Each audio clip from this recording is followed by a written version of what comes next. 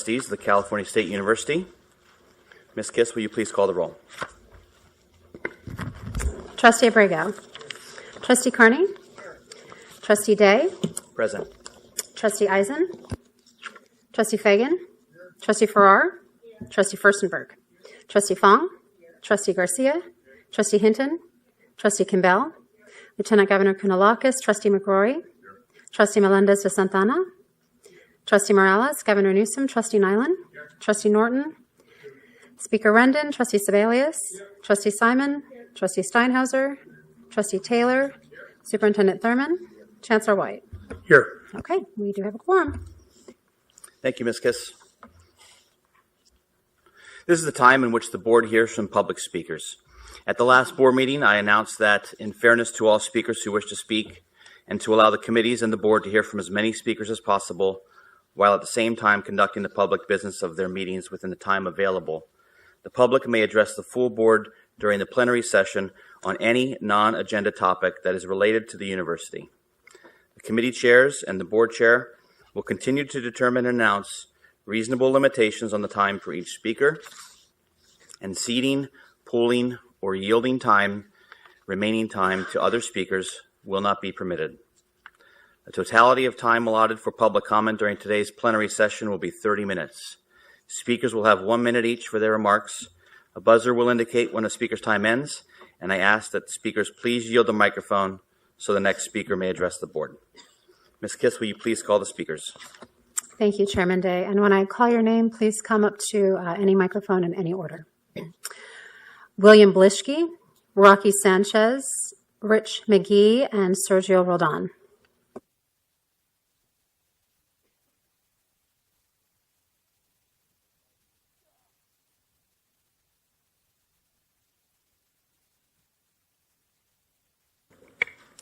Good morning, Chancellor White, Board of Trustees, campus presidents, brothers and sisters. I'm Rocky Sanchez, VP of Representation for CSUEU, and I'm speaking again on the catastrophic leave that you approved. I'm hoping that you can figure out the system-wide donations, because I know civil service does it, especially within corrections. I have a sister that works there within corrections, and she states that, or she has told me over the years, how she's been able to donate time to those that were injured on the job and didn't have any time. If civil service can do it, if corrections can do it, we should be able to do it. Because I would have loved to have donated either vacation or sick leave or both to those that were in need during this last time frame. Thank you.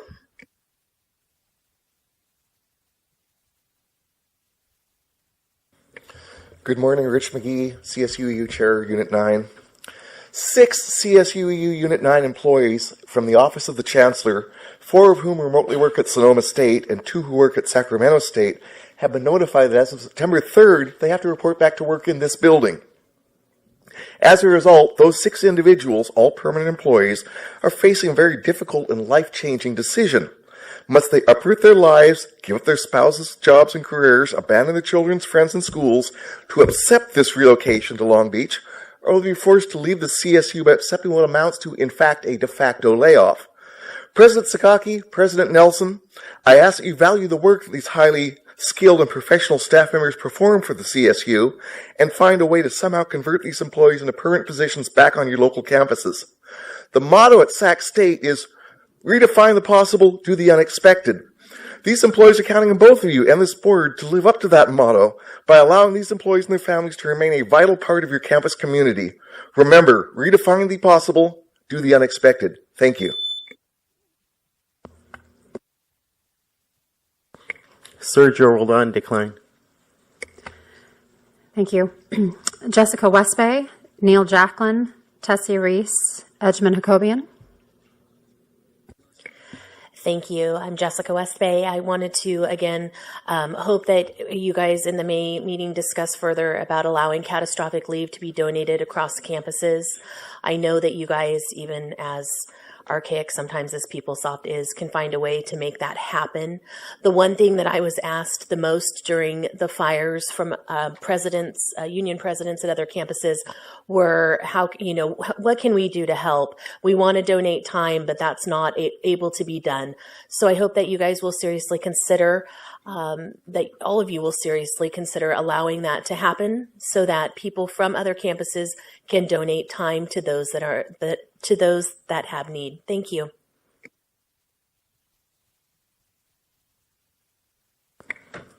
Good morning, Board of Trustees, Chancellor White, presidents, and guests. My name is Neil Jacklin. I'm president for CSUEU. As you know, AB 119, the Public Employees Orientation Law, has been in effect since June of 2017. The law requires that the employer give to the union the information regarding new employee orientation, and the law also requires that the employer provide us with the job title, the name, the department, work location, personal email, personal phone of the new hire. This is still not happening. Again, I urge the Chancellor's office to comply with the law and give us the required information. Thank you.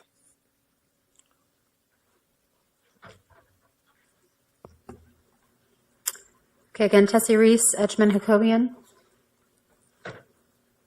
Sorry, Tessie Reese, Unit 2 new chair.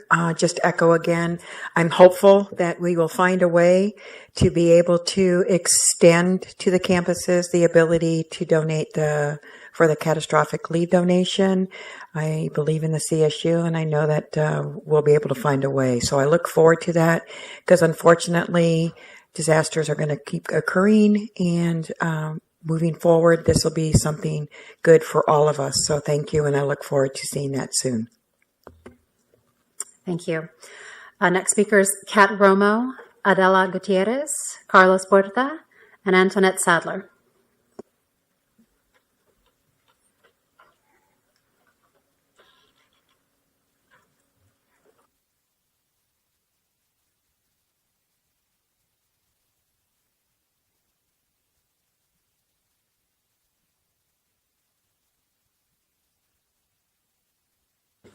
Hi everyone, my name is Adela Gutierrez Diaz.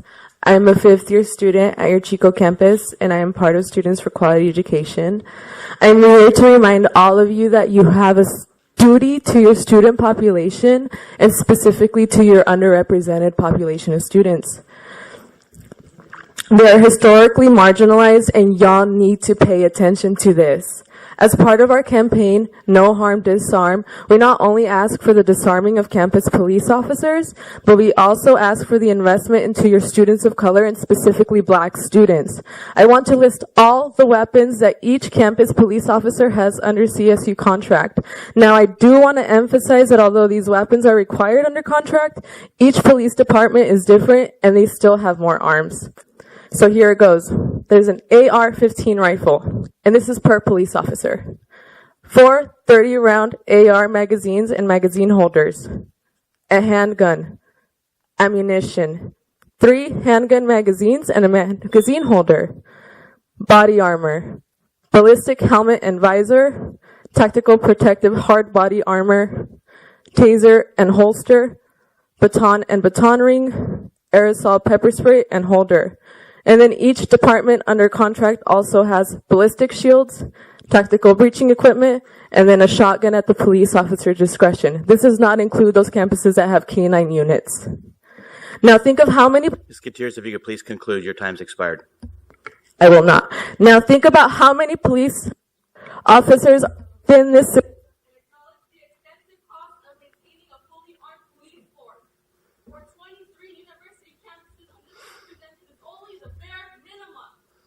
Ms. Gutierrez, I'd ask that you please yield the microphone to the next speaker so they can speak.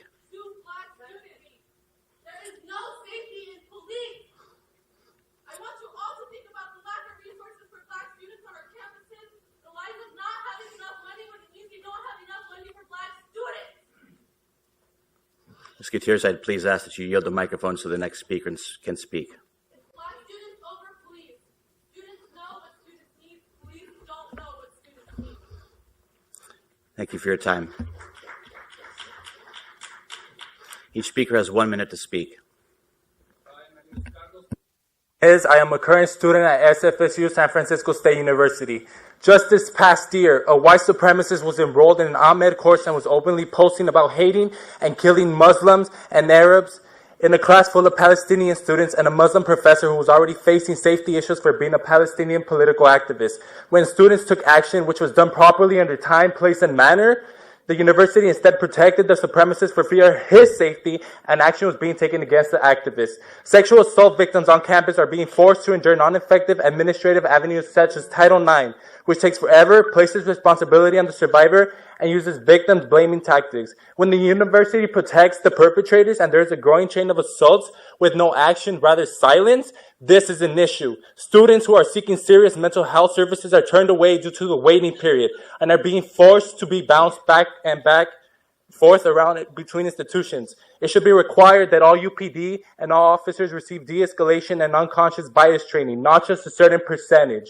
UPD officers walking around our student center and around campus when they are not called, needed, nor wanted makes the students feel uncomfortable. The student center is home to student orgs who have a history of resistance against state and police violence, placed on their communities, and seeing police in their safe spaces causes unnecessary. Mr. Puerto, I'd ask that you please conclude your remarks and yield the microphone.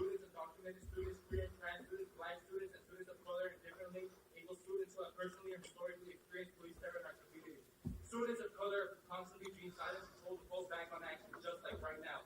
And issues of importance, professors have their own way to grieve, and why can't students have an effective way to grieve their individual community grievances? This overall is a student safety issue, and students once again have. Mr. Puerto, I'd ask that you please yield the microphone to the next speaker, please. We demand the disarming of campus police, an increase in counseling and mental health support for students, and implementation of restorative justice that works in combating issues not involving police. A change in Title IX, which protects the perpetrators of sexual assault, an effective platform or way to express student grievances. Thank you. Next speaker, please.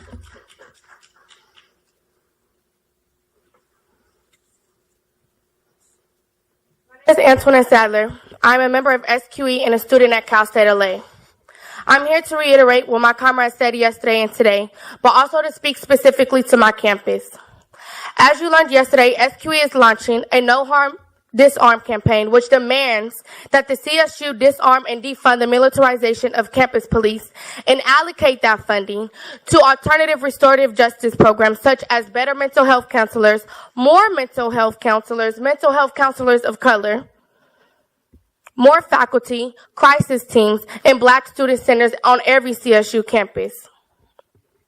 And no, this money that we're asking to be defunded from arming campus police should not go into the pockets of administration. This does not include a raise for you. At Cal State LA specifically, we as Black students have been pushing for the disarming of campus police and for the removal of a specific campus officer who has continuously harassed us as Black students. We have been handcuffed for our brake lights being out. Guns have been taken out. We've been stranded and left to pay over $275 just to get our car out of the tow yard for a broken brake light. Ms. Sadler, I'd ask that you please conclude your remarks. We have been slammed up against police cars in the pouring rain, cars soaked in the pouring rain. We have a student who was slammed up against a police car. The next night, the same officer approached her at 7-Eleven and slammed her up against the police car again. When she asked why he was doing it, he said, because you're going to learn your lesson.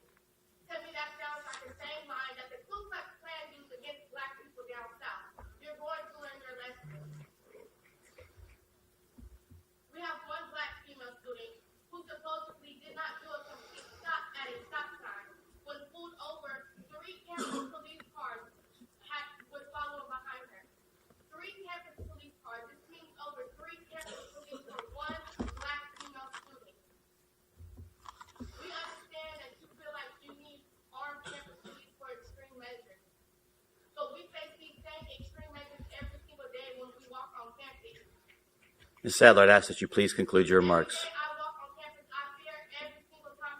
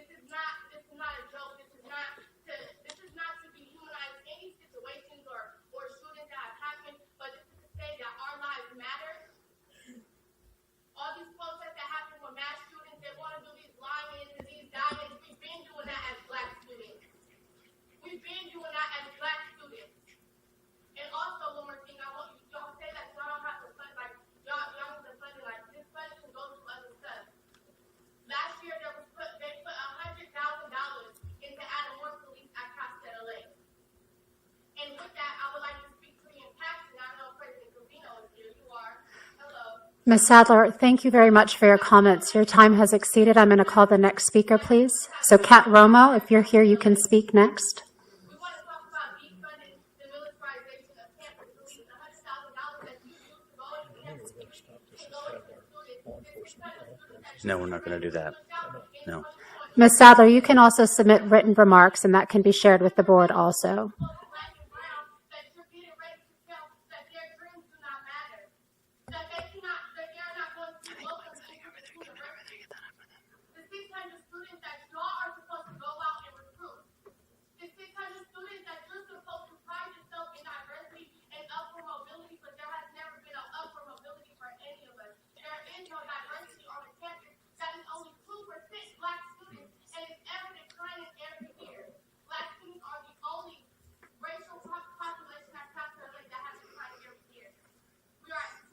Ms. Sadler, you're taking the time away from future speakers. We only have 30 minutes for public comment, and we will be sticking to our rules of procedure. I ask that you yield the microphone. We have a limited amount of time for public comment, and each speaker needs to have the same opportunity to express their opinions. And we appreciate your opinion, and we'd like to have the next speaker please come forward. Thank you very much. The next speakers we have are Ollie Winfield Perez, Dima Hindawi, Jill Larrabee, and Charmaine Lawson. Speakers have 1 minute. Please come up in any order.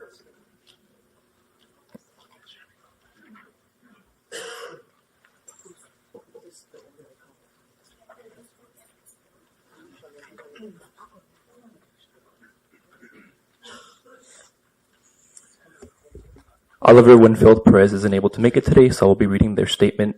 Hello, my name is Ali Winfield Perez. I'm a student at... We cannot yield time. Are you listed on the list of speakers?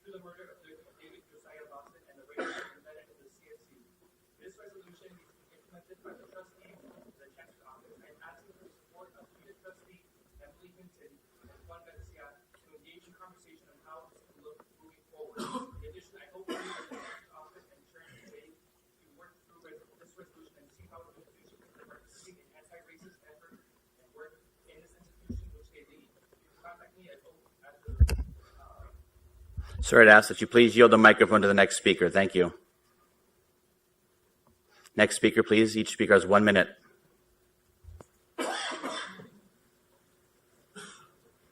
Hello, my name is Dima Hindawi.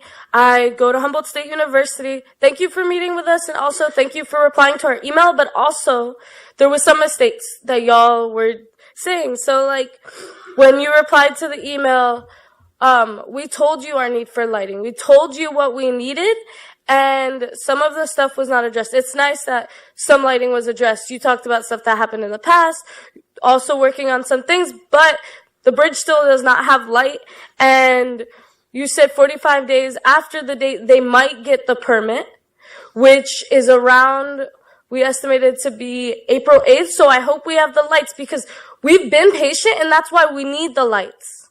Our patience is why we need it. And we've been telling you about the safety that we need on campus for students and housing and all these issues, and all y'all did was tell us, oh, this is happening.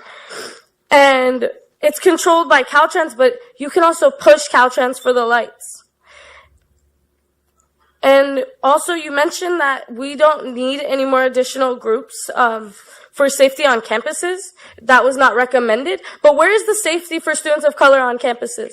Where's the comfort of that? We do not feel safe, and you tell us that nothing else is being added. I'd ask that you please conclude your remarks and yield the microphone. And you also mentioned, and we also got an email about a week ago saying that the case, some stuff was happening with the case. Where is the comfort for students in that? That is not safe. When you don't have counselors, you have one little vet come here. We had to support each other. There was no safety.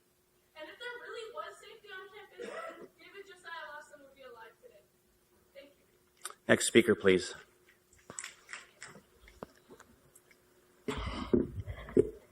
Good morning. My name is Charmaine Lawson, mother of David Josiah Lawson. Racial injustice still exists in this country. It is a legacy embedded in Humboldt County for decades. Last Wednesday, a miscarriage of justice and a clear message was sent by DA Maggie Fleming, from DA Maggie Fleming. I will not prosecute a white man with a criminal record for taking a black student's life without a criminal record. DNA evidence exists that clearly identify the person that's responsible for my son's murder. Evidence was presented to confuse the grand jury. She did a repeat of the preliminary. 25 witnesses testified. One of them called my son the N-word and wished he died. Another witness that testified pepper sprayed my son and his friends that night. She called her parents to the scene. They moved the suspect's car and more likely tampered with evidence. Yet these are the two witnesses that testify to the grand jury regarding my son's case. I look in this chamber, I see parents, sons. Imagine this was your child. Imagine your mother going through a heartbreak and anguish that I am left to deal with.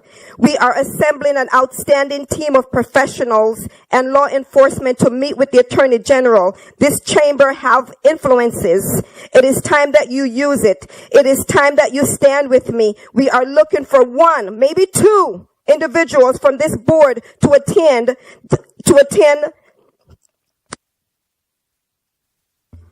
Ms. Lawson, if you could please conclude your remarks. I am looking for two individuals from this board to attend the Attorney General's office to speak about what happened to my son.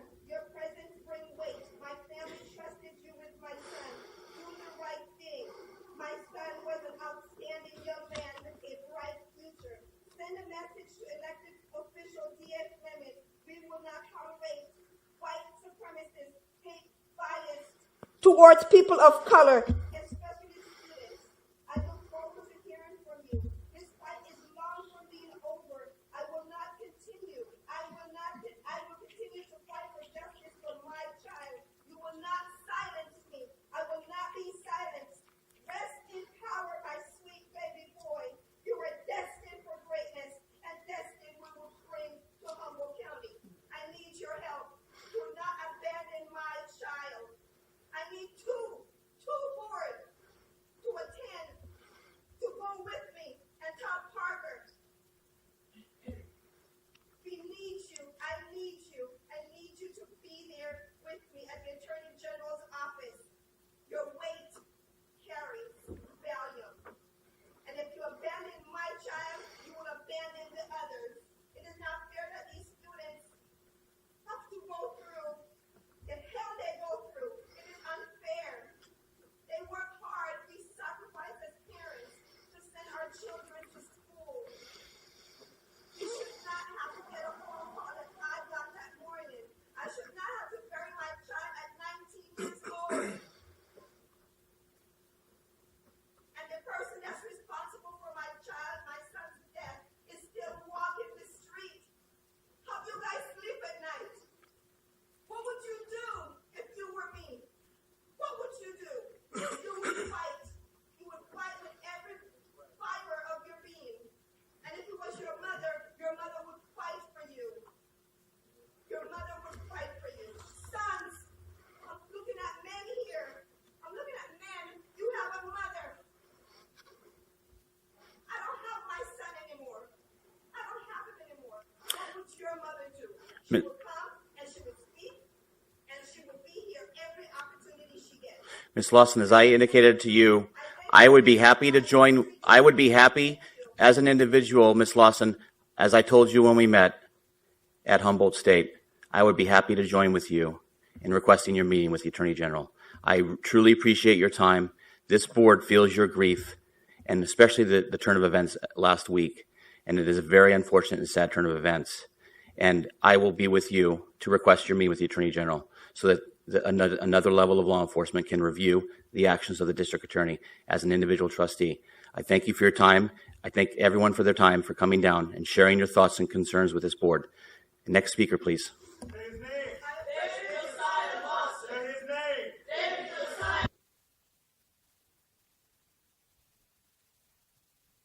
Thank you for your time. Trustee Carney. You know, I'd just like to say to all of you who came and got cut off, we do actually really want to hear what you have to say. So if you had your remarks either in printed form or in electronic form, if you will forward them to Michelle Kiss, she will send them to us so that we can read the remainder of your remarks. We regret that we don't have enough time to give you the opportunity to say everything you'd like to say, but we'd like to hear it. Thank you. Thank everyone for your time. Thank you all for your time. We will take a brief 5-minute recess and then reconvene. Okay, I'd like to reconvene the board meeting. So before I'd like to once again begin my chair's report by congratulating our presidents-select for Fullerton, Mr. Fran Vergy, and for San Marcos, Dr. Ellen Neufeld. I would like to especially thank Trustees Furstenberg and Abrego for chairing these two committees, as well as my other trustee colleagues and all of the members of the presidential search committees for their tireless work in identifying these extraordinary leaders. The selection of campus leaders is perhaps the most consequential role that the Board of Trustees plays, and we have all benefited from your hard work and dedication. So thank you, Cy and Jean, for your hard work. As we all know, March is Women's History Month, and it just so happens that the CSU has a lot to celebrate. First, I would like to congratulate 4 CSU women leaders, 3 presidents, and 1 fellow trustee, who were recently recognized as a Woman of the Year by state lawmakers in their respective districts. Trustee Hinton, Presidents Beck, Harrison, and Papazian were honored for making a difference in their communities, on their campuses, the CSU, and throughout California. Again, congratulations to all of you.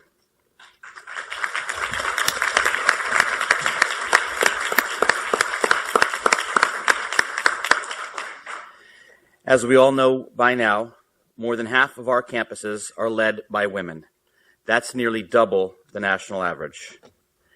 And another belated thank you to Governor Brown for appointing more women to this board than ever in our history. We know how important it is for the CSU faculty, staff, and administrators to reflect the remarkable diversity of our students and all of California. That's why I'm so pleased to report that the CSU is the national leader in diversity of leadership. As I have mentioned, this achievement, driven by Chancellor Wright and this board, is about setting a new tone, a new national standard for leadership in higher education, government, business, and more. Chancellor White's commitment to creating a diverse leadership has not gone unnoticed. Recently, he was honored by Leadership California for his dedication to advancing women to leadership positions. The 2019 Leadership Champion Award, the organization's newest award, recognizes men who champion women leaders. To Chancellor White, I know I speak for all of my fellow trustees, all of our presidents, and the entire CSU community in expressing my appreciation for your dedication to creating opportunities and building pipelines for emerging women leaders. Congratulations, Chancellor, on this very well-deserved honor.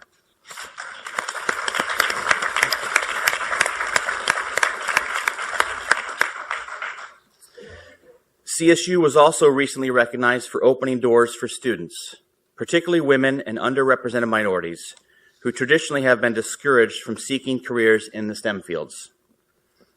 The American Physical Society recognized 4 campuses for the number of physics degrees they've awarded to women.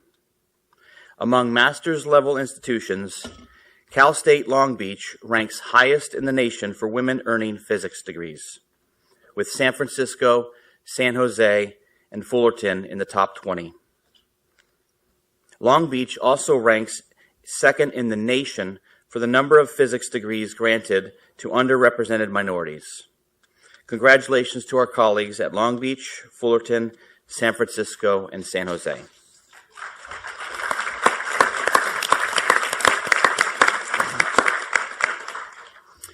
As I have promised in the past, I will emphasize in each of my board reports the importance of providing robust mental and behavioral health services for our students, faculty, and staff. I will also highlight some of the innovative and effective ways our faculty, students, and staff are addressing this critical need. This month, I'd like to spotlight a faculty member and a student who are making an impact in mental health, albeit in very different ways. Sacramento State biology professor Kimberly Mulligan is conducting research that may lead to a better understanding of mental illness and the human brain. Specifically, how genes linked to neurological disorders work in human brain cells. Mulligan and the students in her lab, one of whom won the Undergraduate Research Award at the CSU's Biotechnology Symposium in January, are using the common fruit fly to study how genes and environmental factors may converge to cause neurodevelopmental disorders. Their research may lead to better awareness about neurological disorders and, ultimately, to better treatments for mental illness. While faculty and students at Sac State are researching the causes of mental illness, a student at Cal State Fullerton is brainstorming ways to treat and even prevent the symptoms.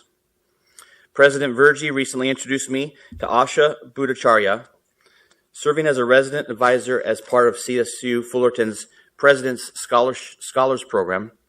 Asha is an extraordinarily bright student who is actively involved on campus. She was granted admission to UC Berkeley, and yet she chose to attend Fullerton due to the climate, atmosphere, and mission of the campus. And she also shares my passion for student mental health and well-being. I recently had the chance to speak with Asha and learn more about her story, her passions, and her very clear-eyed goals she has established for herself. She proposed an idea to create a mental fitness center on campus, which would complement current mental health services with activities including peer mentoring, a meditation room, and art therapy. The idea is to encourage students to think about their mental health more proactively, just as we do with our physical fitness and nutrition. Just think about what that could do to promote resiliency and lessen the stigma surrounding mental health. Feedback and input from students like Asha are such an important part of this conversation and critical to creating a support system that best meets their needs. I was impressed by Asha's comprehensive proposal, but more so by her passion and dedication to her campus community and the well-being of her fellow Fullerton students. I would like to also thank President Virgie for personally spending time with Asha, just as I know all of our campus presidents do, and for allowing a space for Asha and students like her to feel welcome to offer creative ideas and solutions to problems faced by all of us. I am so proud of our ability to come together as a university family, from presidents to administrators, faculty, staff, students, and yes, this board too, in support of mental health and self-care. Thank you to all. That concludes my report. Chancellor Wright. Thank you, Chair Day. When we last gathered in January, I reported to you about the state of the California State University, and in those remarks, I pointed to the undeniable momentum we are experiencing as we work toward the ambitious goals of our graduation initiative. Graduation rates are climbing, and the equity gap is finally beginning to close, even while we're enrolling historically higher numbers of Pell recipients and of underserved students. But as we increase access and success for our students and work towards cutting into that 1 million bachelor's degree gap that is facing California, it's worth pausing to reflect on the value of that degree that we're working so hard to provide for all prepared Californians to earn. Let's focus for a moment on this latter point, degrees earned for all prepared Californians. Where events last week that emerged into the nation's discourse add another dimension to our reflections. The admission scandal involving wealthy parents and their, at times, undeserving children, along with university coaches and other employees, coupled with bribes and surrogate test takers, has rightly captured the nation's attention. These charges are deeply troubling and undermine the foundation and core values of higher education in America, and particularly and certainly the values and expectations placed on the California State University. While there is no evidence to date of any CSU campus or personnel being involved, and while we routinely review our admissions policy and practices, we will do even more to ensure fairness and equity in our admissions. We will continue to analyze our admissions policies and practices to be certain they are strong and prevent fraudulent applicants and illegal and unethical ways to gain admission, thereby denying admission to hardworking Californians who are deserving. We will consult with the College Board and other outside agencies as needed, and if irregularities are found, we will take swift and appropriate action. We will report back to this board by the end of the calendar year on this matter. So what is the value of a Cal State degree? It may seem too obvious a point to contemplate. We know all the answers, right? Economic opportunity, social ascent, mobility, growth of a skilled workforce that will propel California's economy and society forward as the future of work itself transforms. But certainly those are important personal and societal benefits of a college degree, but I'd like to call your attention to a report published recently by AGB's, the Guardians Initiative program within AGB, titled The Return on Investment in College Education. And it confirms many of our expectations, but it also sets forth some value propositions we may not often consider. It does an excellent job in aggregating and synthesizing the research on this topic, and I'll paraphrase a few of the findings here, and I do encourage you each to read the full report for added context and detail. The report lists the expected direct financial and economic benefits of a college education. College graduates simply earn more money. They report higher levels of job satisfaction. They are more likely to be employed and to employ others. They contribute more in taxes during their lifetimes than those holding a high school degree, and they rely much less on public services that are a cost to society. While these are important aspects of the value proposition, I found myself also drawn to the less obvious, the more indirect benefits of a college degree. Graduates are more engaged citizens. They vote in significantly higher rates than those with a high school degree. They are more apt to discuss politics, make purchasing decisions based on their social values, or run for public office. And not only, as you heard this morning, regarding the abundant service learning while being a student at Cal State, and Lily's assessment that was 171 person years is really a remarkable way to characterize it. That's 171 person years per year. But those who have earned a degree volunteer more within their communities throughout their life and are more likely to serve in leadership positions in education, community, or faith-based organizations. Our alumni are more generous, donating to charitable organizations at significantly higher rates than those without a college diploma. College grads are lifelong learners. They explore more personal and professional development opportunities, and their love of learning is a legacy they pass on to their children. According to the National Center for Education Statistics, 85% of the children whose parents attended college go on to college themselves. And finally, college graduates take even better care of themselves. They exercise more, they smoke less, and they report higher levels of happiness. I think I'm drawn to these powerful, albeit indirect benefits because they mirror what we see on a daily basis with our own students. A CSU education awakens, it fuels, it emboldens something within our students. Call it finding their best selves. It inspires them to action, and that action in turn kindles a spark in others at scales large and small. It enlivens individuals, it elevates families, and it invigorates communities and represents the essential value of a Cal State education.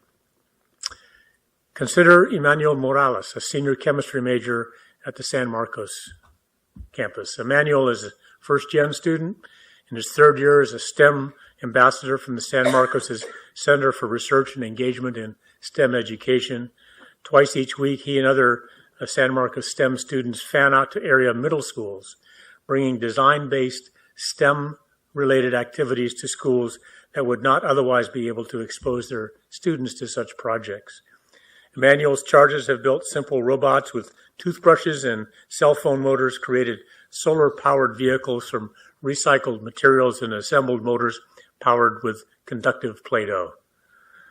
We should have Emmanuel come here. The best part is seeing the students' smiles and knowing that I taught them something, Emmanuel says, and knowing that they'll go home and think about trying to become a STEM student. Bill Mueller is a graduate of Sac State, and he's a recipient of the 2018 Distinguished Alumni Award there at Sacramento. Like Emmanuel, he was the first in his family to earn a degree. Now he's the CEO of a Sacramento-based Valley Vision, a civic leadership organization dedicated to providing community-inspired solutions to big regional problems.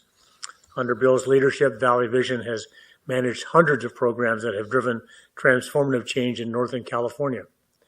Valley Vision projects have improved access to health care and to mental health services, trained the local workforce for a 21st century economy, provided healthy lunches to low-income school kids, and developed infrastructure to bring broadband access to underserved communities.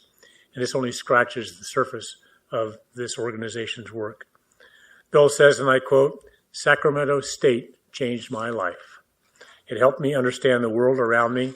Not only did I have the best in theory, I had professors who understood the use and practice of it to develop workable solutions to difficult challenges." In January, I offered that our reason for existence was to help students shape their dreams and then give them the knowledge and the tools to realize them.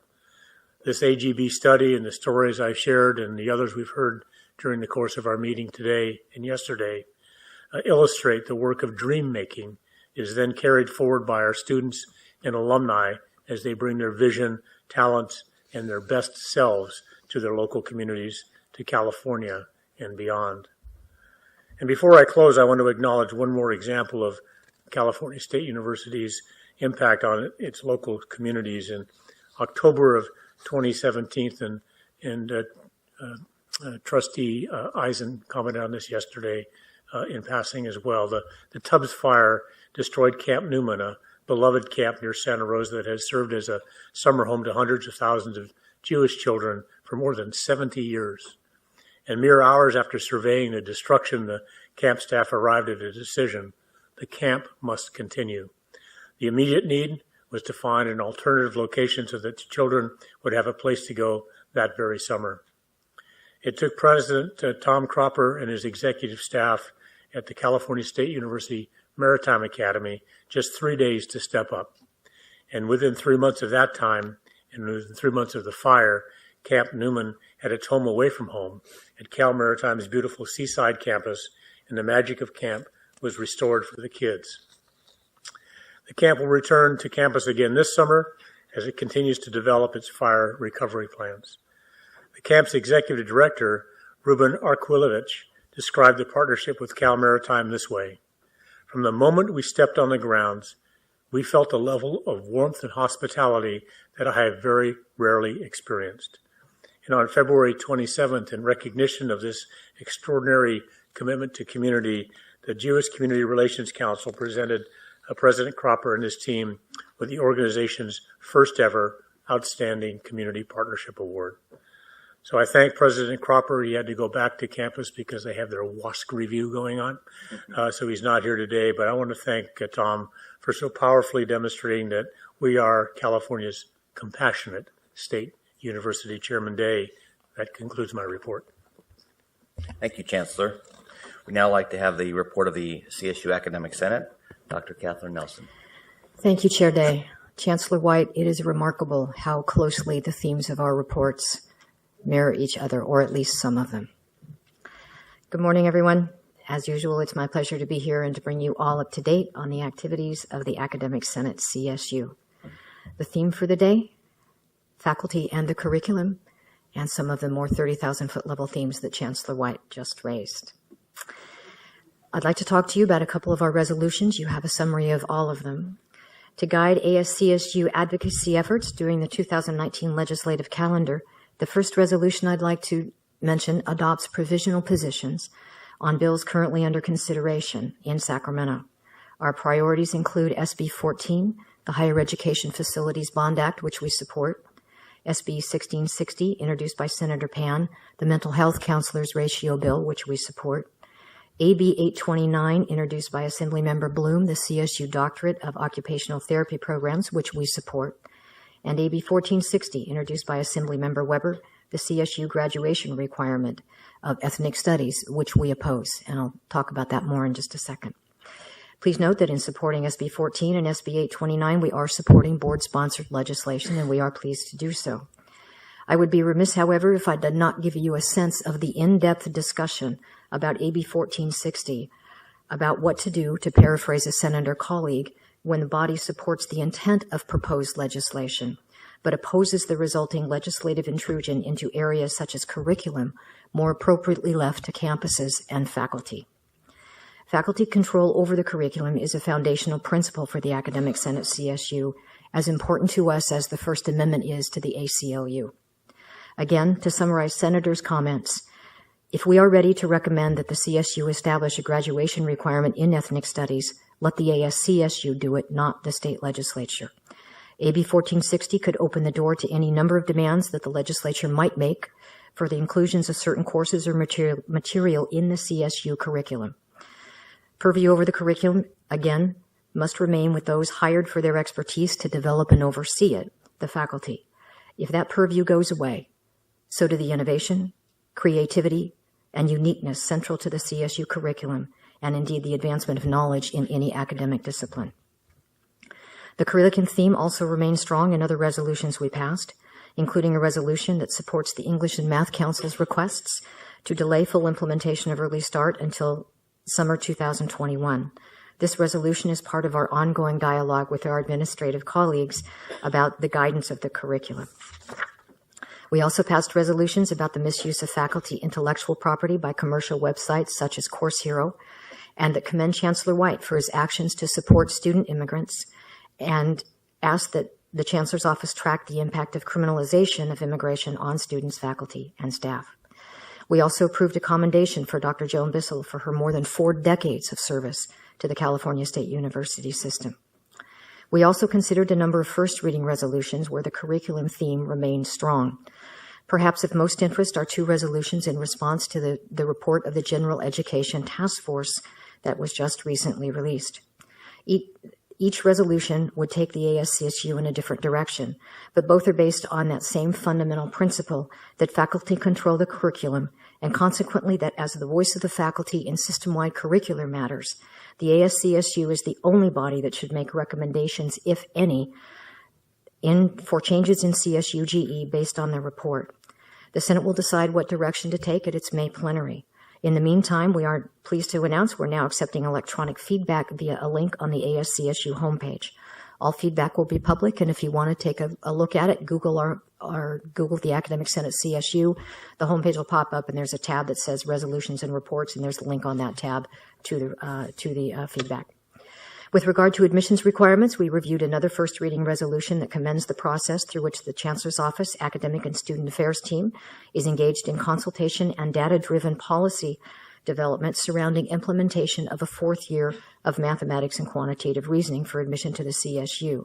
And consistent with the public comments yesterday, we ask that steps be taken to ensure that any reform in CSU A through G admissions requirements with respect to this particular requirement mitigate any adverse impact on underserved students.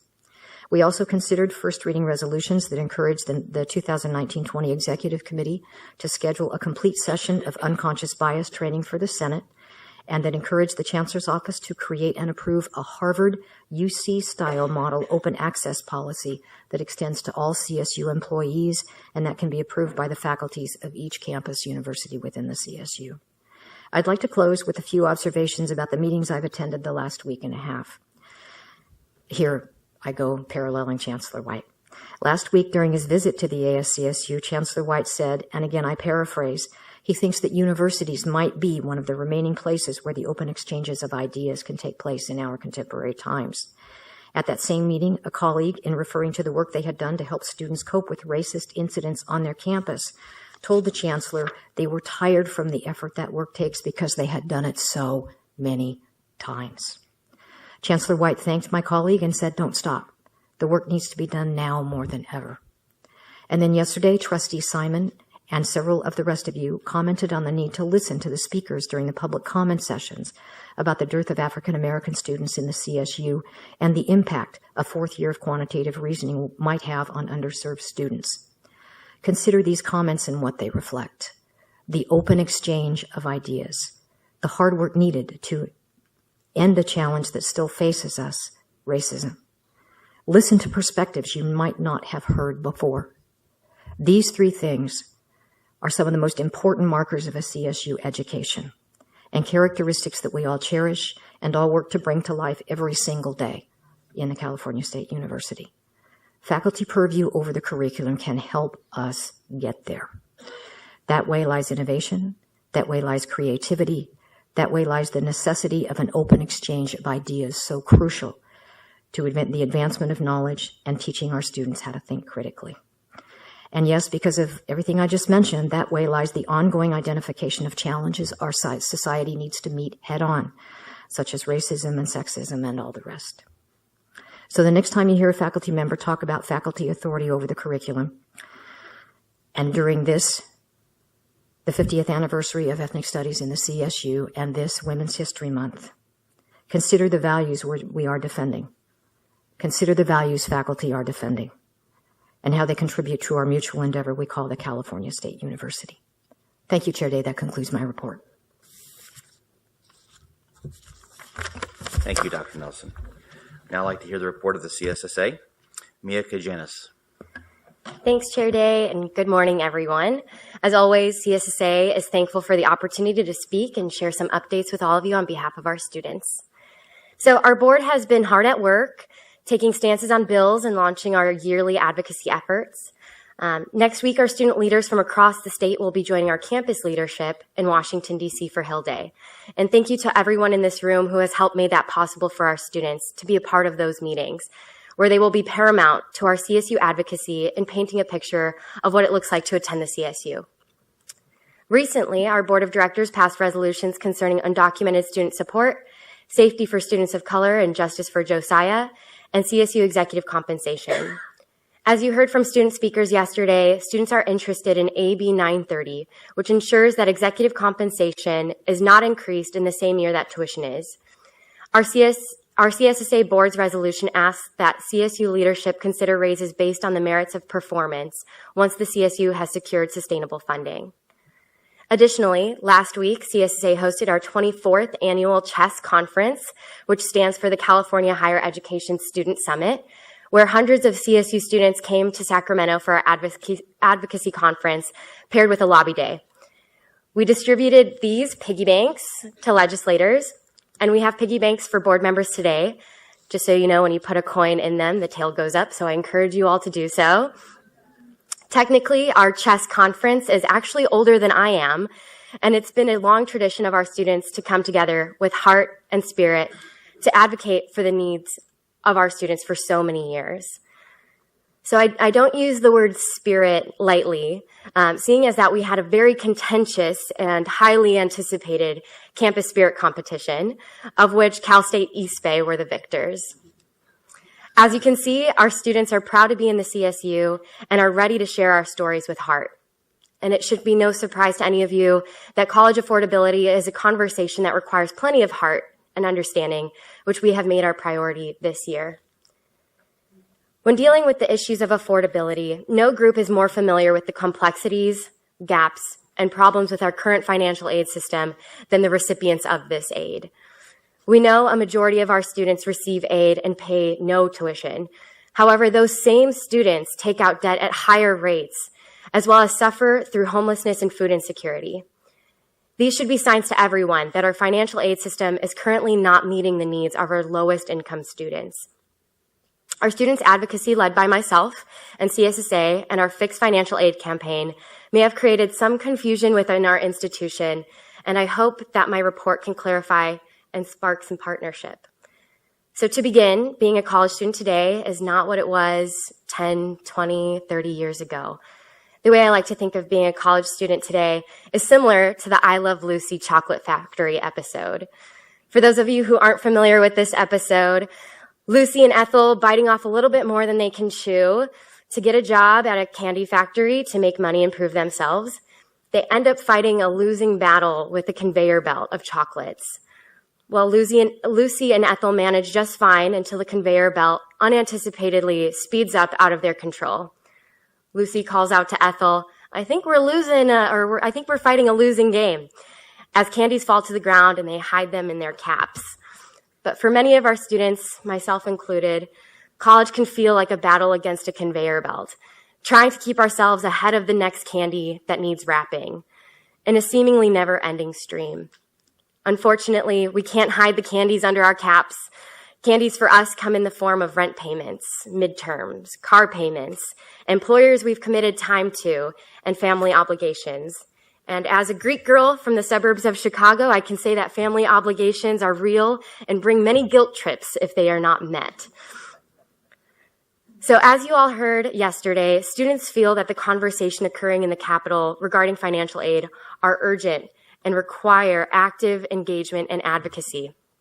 This past fall, we've observed the many conversations on financial aid happening in Sacramento and grew really concerned that without significant institutional leadership in these conversations, our Cal State students would be left out of any major reforms to the Cal Grant. We looked for potential partners to join us in our advocacy and found that the only groups receptive to this partnership and advocacy were the two other statewide student associations, the UC Student Association and the State Senate of California Community Colleges. We worked together to create the following platform goals that we can all agree to, and I'll share those 4 goals with you now. So number 1, more of the total cost of college should be covered by financial aid through a combination of the Pell Grant, the Cal Grant, and the State University Grant, which is specific to the CSU, of course. Number 2 is that more students who demonstrate significant financial need should be able to receive state aid by reducing and eliminating eligibility barriers, specifically in the competitive Cal Grant program, some of those age restrictions and things of that sort. 3, students looking to take summer courses should be able to receive state aid to help cover the cost of those courses. And 4, and finally, while we work to fix financial aid, the basic needs challenges of our students must be addressed now so that our homeless and hungry students can get the immediate help that they need. Now, one would look at these reforms and see if they were fully implemented, it would be a very large $2 billion price tag, and think that students such as Mia here asking for these things are being unreasonable and perhaps unrealistic, and maybe even greedy. So we disagree. Put simply, our student-led agenda merely advocates the same principles that the California Student Aid Commission has prioritized, as well as this board's basic needs request. If these things are reasonable and realistic for these credible bodies, then we believe our advocacy for these goals are as well. CSSA and I are excited to see CSU leadership acknowledge these issues. We have read the letter sent in November of 2018 by Chancellor White and President Janet Napolitano, illustrating the institutional perspective on financial aid. We have seen CSU representation at committee hearings in the legislature regarding financial aid, and it looks like we're all saying very similar things. And this is me trying to practice as best I can brutal and honest leadership. Words and actions are 2 completely separate things. At our count, there are approximately 31 bills in the legislature currently regarding Cal Grant, 2 of which are sponsored by the University of California and the California Community Colleges. It is now March, and there's no legislative proposal by the CSU regarding financial aid, nor based on the Government Relations Committee from yesterday, has the CSU taken a position on any of the 31 bills regarding Cal Grant. As you heard from student testimonies yesterday in public comment, legislators are waiting for the CSU to actively engage.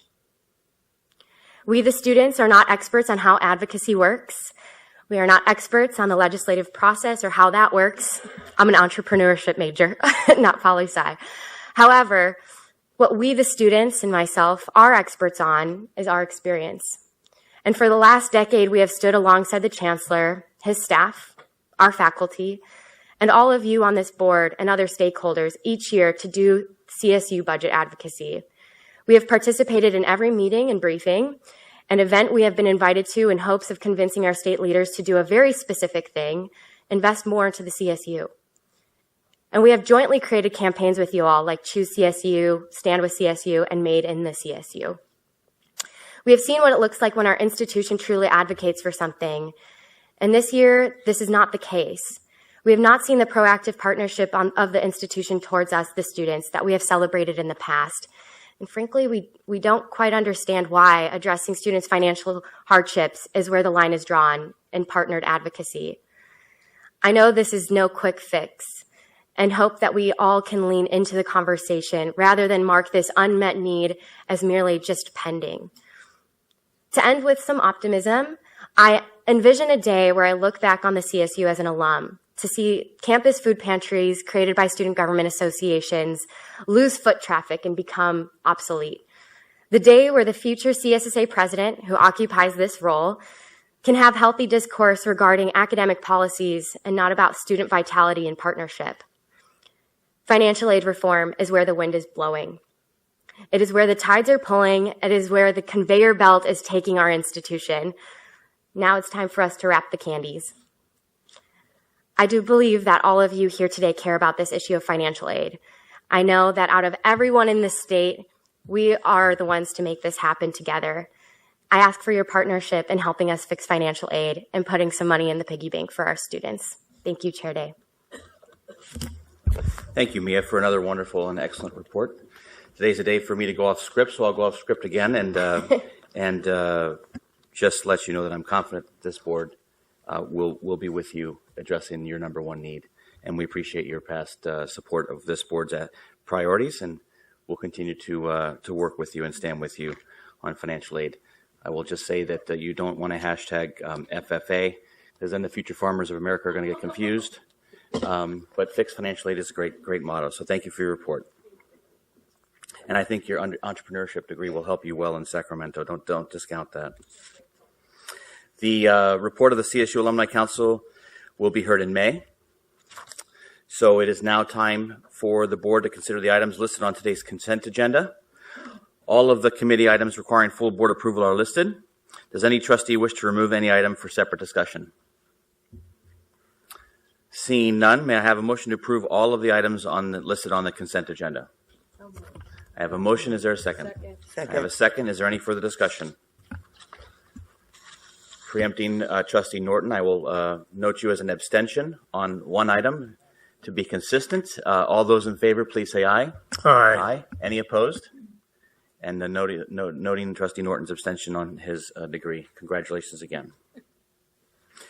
This concludes the meeting of the Board of Trustees. Our board will reconvene at our next regularly scheduled meeting on May 20 through 22, 2019. Notice of the meeting will go out in ordinary due course 10 days in advance of that meeting.